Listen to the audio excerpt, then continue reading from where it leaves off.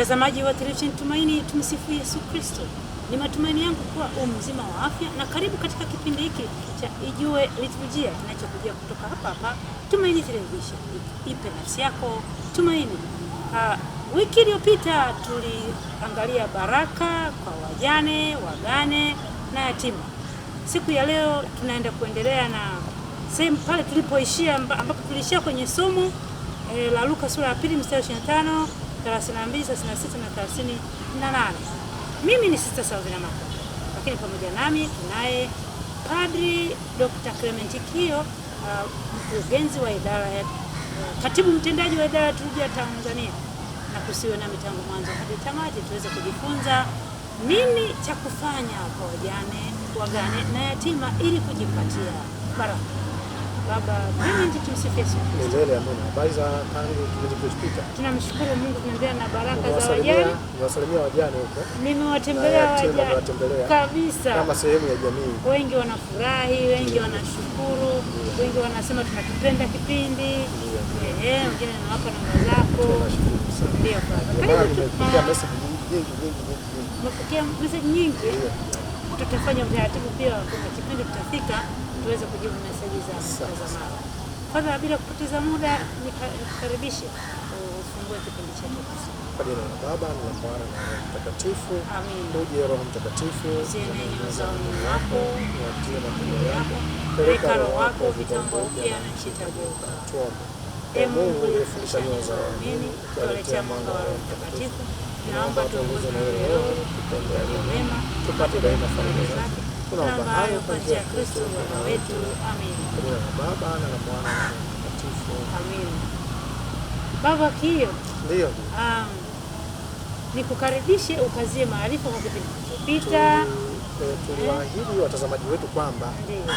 pale tulipoishia ndio tutakapoendelea. Na tuliishia kwenye somo tukawagusa mzee Simeoni na Ana, mjane wa miaka 84, ameishi na mwanamume kwa miaka 7 tu, lakini miaka yote ameishi kwa imani, kwa matumaini, bila kukata tamaa. Kwa hiyo nasi ni kwamba tunaalikwa tusikate tamaa hata mara moja. Lakini baba, Ndio. Hapo nimependa kweli yule Hana binti Fanueli. Ndio. Alikuwa na kesha kanisani usiku kucha. Huyu alitambua kwamba, maana ulituambia baba kwamba Mungu ni baba wa yatima na wajane. Kwa hiyo kumbe Hana aligundua kwamba mume wake amefariki, lakini basi baba yake ni Mwenyezi Mungu. Mume wake ni Mwenyezi Mungu. Ndiye mlinzi wake. Ndiye anayempa kila kitu. Sasa wajane wetu, je, wajane wetu tutambue siku zote kwamba Mwenyezi Mungu ndiye mgawaji wa yote. Hata huyo mume ambaye amefariki ulipewa na Mwenyezi Mungu. Kwa hiyo vyema ukatambua hilo. Sasa tuendelee kuombea hawa wajane wetu, wagane wetu pamoja na yatima. Kaa vyema hapo, tuanze kusali pamoja, maombi rasmi kabisa kwa ajili yako wewe mjane, wewe mgane, wewe yatima. Na hapo ulipo pamoja na sisi hapa, baada nikishasema hiyo sala utaitika, Bwana usituache sisi.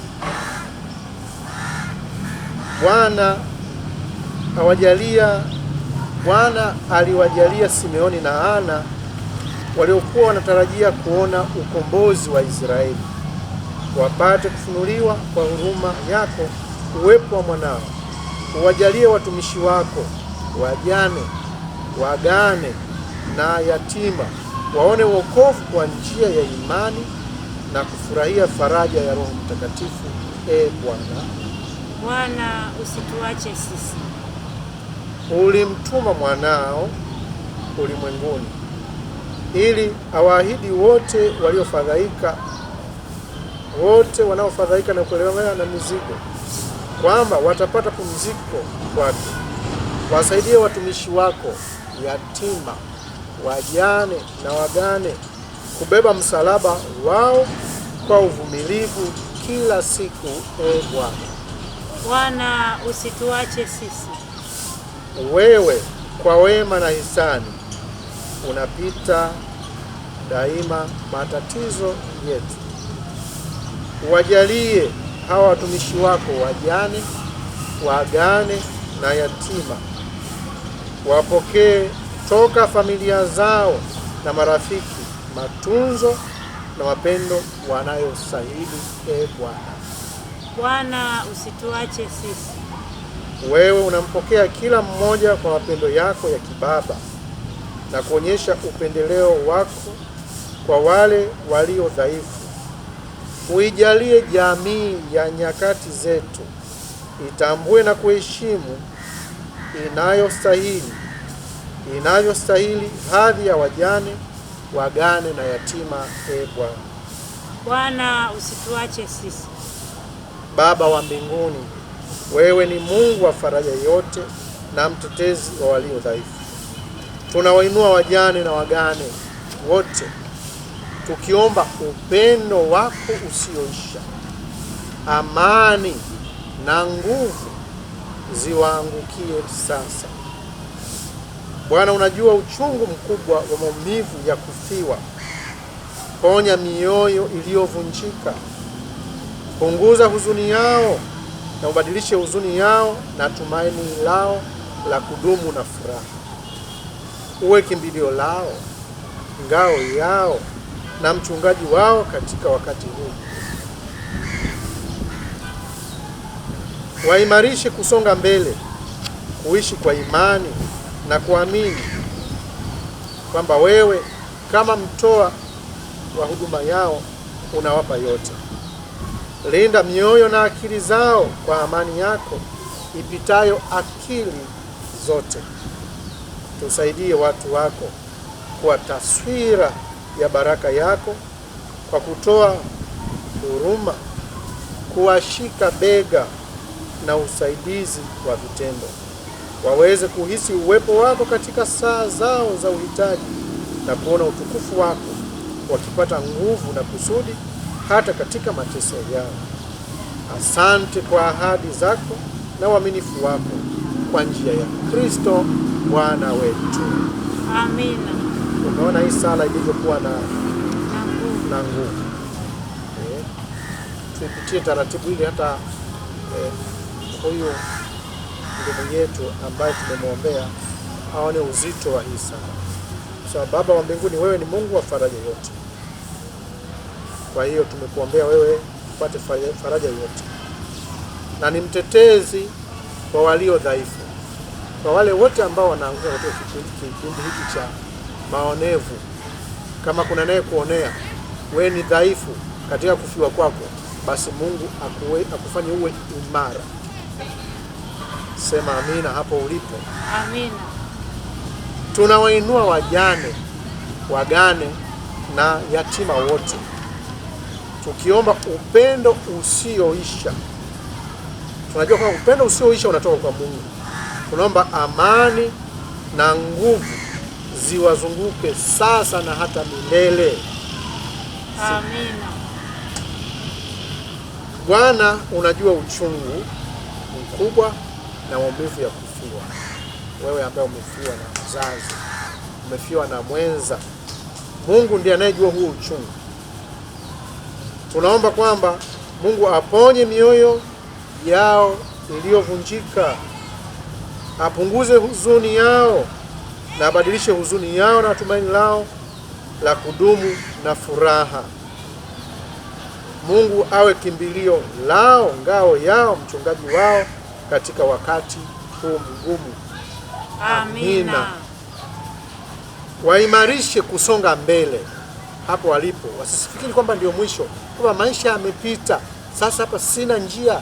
Hata kama baba hayupo, mwenzako hayupo, njia haijafungwa. Mungu akusaidie kusonga mbele, kuishi kwa imani na kuamini kwamba Mungu anatoa huduma kwako.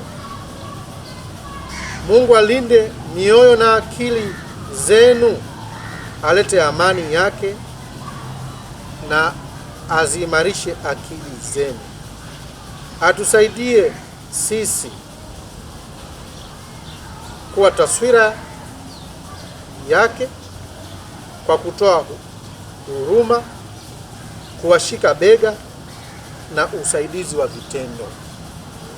Amina. Hapo ni sisi tumejiombea sisi tuwe nini, tuwe tunawasaidia. Wewe tunakuombea wewe mtazamaji wetu, wewe unawasaidia yatima, wewe unawasaidia wajane na wagane. Uwe taswira ya Mungu. Sasa tumeumba kwa sura na mfano wa Mungu. Hawa wajane na yatima wamuone Mungu ndani yako wewe. Waseme asante Mungu kwa sababu ya huyu ndugu yangu ambaye yuko hapa karibu, ambaye ananisaidia, ambaye ananionyesha upendo ule ambao niliukosa. Kwa hiyo taswira ya Mungu ionekane kwako wewe mtazamaji wetu. Kwa kutoa huruma, wewe mtu wa huruma, kwa kuwashika bega anasema kuwashika bega. Kuwashika bega sio kwamba ni kushika tu kimwili hivi, ni kuwasaidia pale ambapo hawezi kutembea mwenyewe, umshike mkono kwamba tembea, unaweza. Kuwasaidia kwa vitendo, sio kuangalia tu kwamba jamani pole tu, jamani umefiwa, pole tu, pole mwaya. Kwa vitendo. Maana watu wengine sana pole mwaya umefiwa na mume wako, tuko pamoja, lakini hakuna kitendo chochote. Wewe umpelekee hata sukari, hawa yatima wanalala na njaa, hata kumfariji ni omba kwa vitendo ufanye hivi. Wawezeshe kuhisi uwepo wako katika saa zao na uhitaji na kuona utukufu wako, wakipata nguvu na kusudi hata katika mateso yao. Katika mateso yenu muone Mungu. Na tunasema siku zote asante kwa ahadi zako na uaminifu wako kwa njia ya Kristo Bwana wetu. Amina. Yote yakabidhi kwa Mungu, yakabidhi kwa Kristo ambaye anayawezesha yote. Kanisa linaendelea kuwaombea ninyi nyote haya makundi matatu, kwamba Bwana awe nanyi siku zote na kuwalinda daima. Mungu awatangulie na kuwaongoza na awafuate nyuma yenu akiwapa nguvu. Amina. Kwamba siku zote kumbukeni kwamba Mungu yuko nyuma yenu, anawakinga. Ukiteleza, ukitaka kuanguka kinyume, anakushikilia. Ukianguka kando, anakushikilia. Kwa hiyo siku zote muamini kwamba Mungu awe yuko nyuma yenu, awalinde na kuwatunza katika upendo wake na kuwabariki.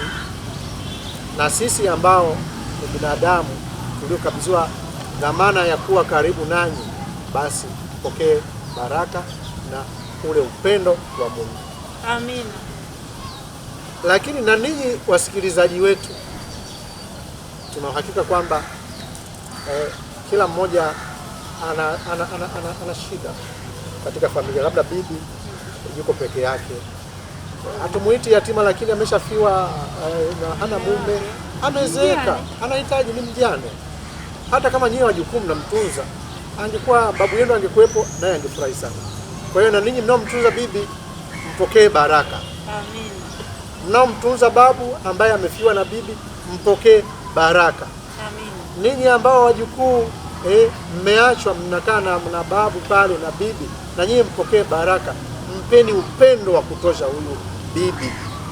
Kwa hiyo tunasema ninyi nyote awabariki Mungu Mwenyezi, baraka ya kikuhani ya Baba na Mwana na Roho Mtakatifu. Amen. Ndugu zangu, tusiache kusali siku zote. Tuendelee kusali tukiomba Bwana Mungu awe nanyi daima, awalinde, awatangulie na kuwaongoza, awafuate nyuma kwa nguvu. Amen. Awalinde na kuwatunza katika ulinzi wake na kuwabariki. Amen. Tunaendelea kuwaombea kwamba Mungu Mwenyezi wa milele, ndani yako tunaishi, tunajimudu na kuwa na uhai. Tunashukuru na kukutukuza kwa kuwapa watumishi wako hao wajane, wagane na yatima upendo wa ndoa, vile vile na upendo wa wazazi walioishi na kudumu katika imani na kutenda mema. Tunakuomba uwajalie kwamba wakizungukwa na kufarijiwa kwa mapendo na jamaa zao na rafiki zao. Katika afya njema wachangamke, na katika shida za afya wasikate tamaa, na baraka yako iwatie nguvu waweze kudumu katika kukusifu wewe kwa furaha na wakati wote wa maisha yao. Unaonaje sala hizi? Sala hizi Padre ni nzuri, yafaa hata mara kadhaa tuweze kufanya kama kitu kilivyofaa. Isipokuwa bado mimi nilikuwa na swali pia Padre. Tuko kwenye jumuiya ndogo ndogo, tunahudhuria jumuiya, tunahudhuria kanisani na Wakristo wa muda mrefu, lakini inapotokea ndugu amefiwa, ni kwa nini wale watu wanakuwa na tabia zile za kutokupenda wenzao kiasi kwamba wanakimbilia mali? Ina maana wameona kwamba hao watakuwa ni Wakristo wa mavazi, yaani kutoka kanisani tu mwisho mlangoni.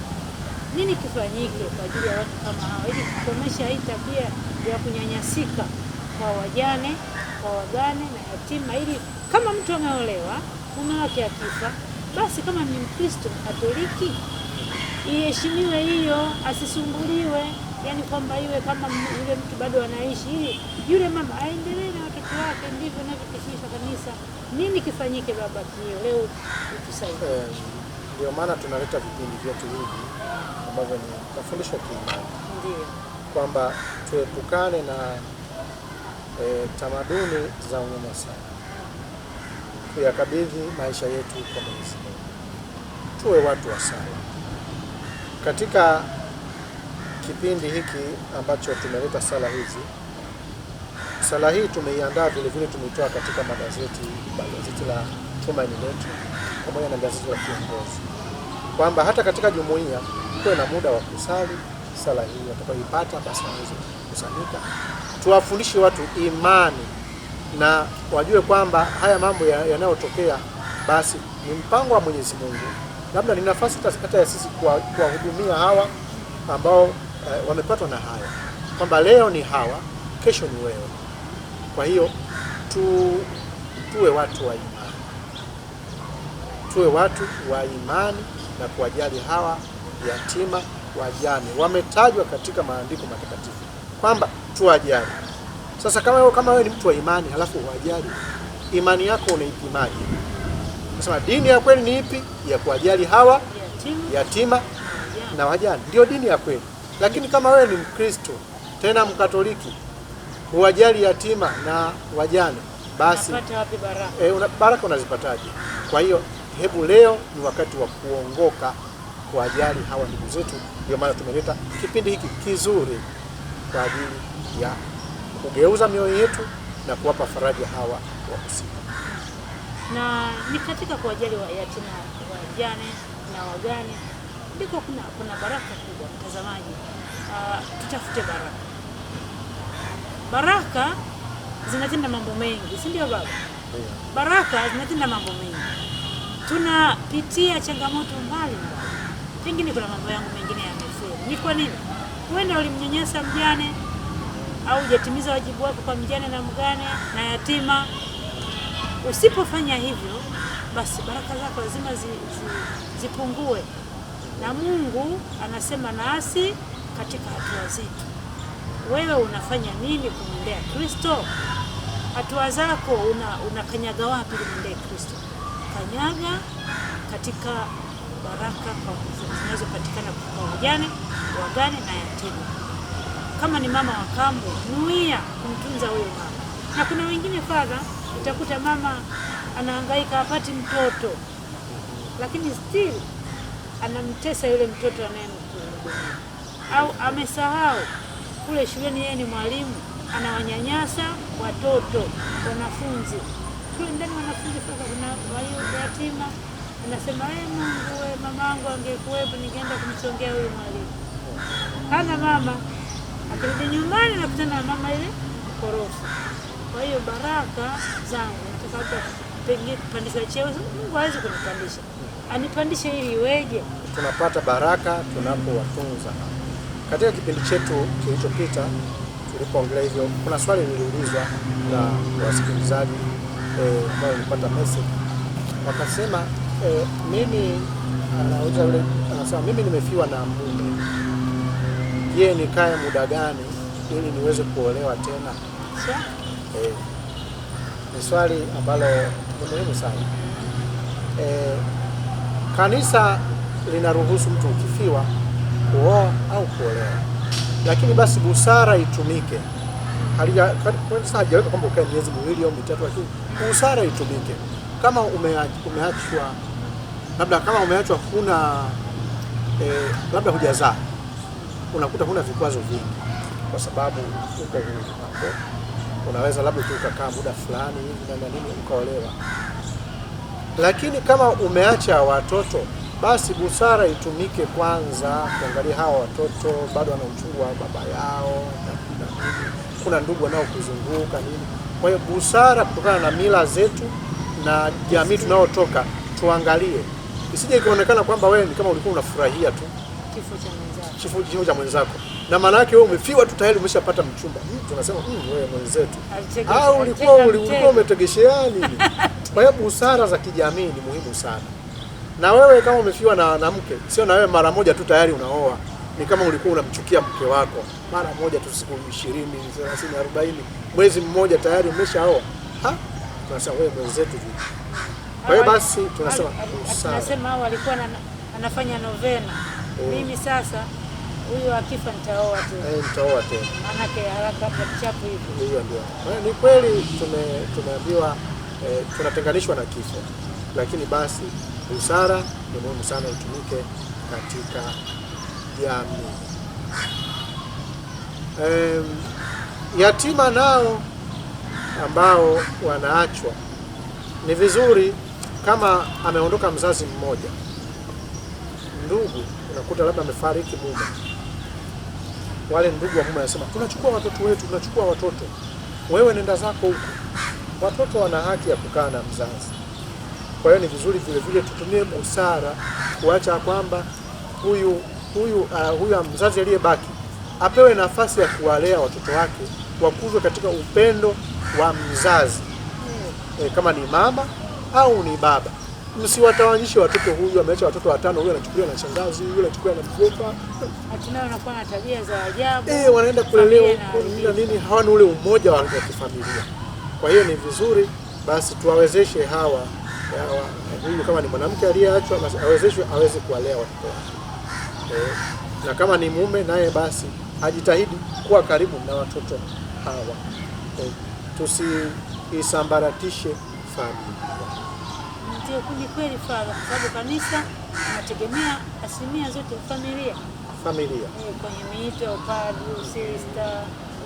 Sasa kama watoto wanasambaratishwa hivi huko shangazi, kwa bibi, alafu hao ndio inatokea miito na tabia ambazo kwamba huyu kalelewa kule, huyu kalelewa huku. Alafu hicho ndio kinasababisha vile vile hata zile mali alizoacha yule marehemu. Hii kidogo inapelekwa kwa shangazi, kidogo kwa mjomba, kidogo kwa mama mdogo.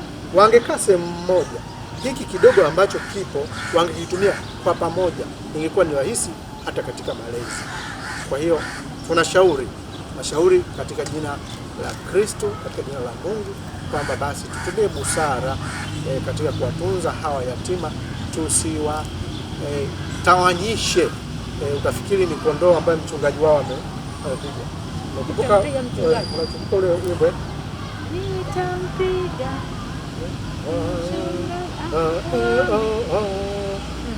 watampiga mchungaji. Unaanza hivi Father. Amin, amin nawaambia, mimi nawaambia. Ndio? Ni makatekista bwana. Moja wenu kati yenu atanisaidia. Alafu ndio anamaliza sasa. Nitampiga mchungaji wa kondoo. Ulikuwa mwimbaji kwa master kundi lake. Katekista wetu alikuwa ni sister. Alikuwa anatunyoosha. Ndio maana nikawa padri. Basi mimi sasa nitakuwa katekista pasta wako. Baba Kiyo, kipindi kizuri. Tunakukaribisha. Una chochote za ziada? Tunawashukuru watazamaji wetu na tunaendelea kuombea wajane, yatima na wagane. Muwe na faraja. Na tunaiombea jamii iwatunze, isiwatelekeze, isiwanyanyase haya makundi matatu. Na baba yao wajane na wagane na yatima kwasa ni kanisa. Kanisa ni Mwenyezi Mungu. Asante baba, karibu. Basi tufunge kipindi chetu. Tunakimbilia ulinzi wako mzazi mtakatifu wa Mungu. Usinyime tukiomba katika shida zetu. Utaokoa siku zote kila tuingiapo hatarini. Ee Bikira mtukufu mwenye baraka. Amen. Awabariki Mungu Mwenyezi, Baba na Mwana na Roho Mtakatifu. Amen. Tumtukuze Bwana. Tumshukuru Mungu. Na mtazamaji wa televisheni Tumaini. Na mtazamaji wa televisheni Tumaini, mpaka hapa tumefika tamati ya kipindi chetu. Umesikia mengi yaliyofundishwa na Baba Clement Kiyo. Ni muhimu na ni wajibu wetu kuyazingatia. Tumeona kwamba wajane, wagane na yatima ili kujipatia baraka tufungamane, tujifungamanishe na Kristo Yesu ambaye ndiyo baba wa yatima na mume wa wajane, ili tuweze kuzipata hizo baraka ambazo baba alikuwa amezifafanua hapa. Tusali, tuunganike na wenzetu, tupendane na wenzetu kama jamii, tuweze kuipenda jamii, tupende familia. Mume akifa, watoto tusigawane, tujitahidi kuweza kuwatengenezea umoja na tumsikilize aliyefiwa. Kama ni mama, basi tumwache mama atoe mawazo yake, anapenda kipi, anapenda kukaa na watoto wake pale nyumbani, tumwache akae, tumsaidie, tumtembelee, tumpende. Kwa njia hiyo tutabarikiwa na tuendelea kupokea baraka. Nikushukuru sana kwa kuwa nami tangu mwanzo hadi tamati, na shukrani kwako kaka Joseph Peter kwa kuwa nasi hapo nyuma kama. Shukrani kwake Baba Kiyo, Baba Father Clement, Padre Dr. Clement Kiyo, katibu mtendaji wa idara ya liturujia Tanzania kutoka Baraza la Maaskofu Katoliki TEC. Asante sana Baba Kiyo kwa kutulisha, kumetulisha vya kutosha, na majitoleo yako Mungu aendelee kukubariki. Mimi ni Sister Salvina Makonde. Mpaka wakati mwingine. Kwaheri.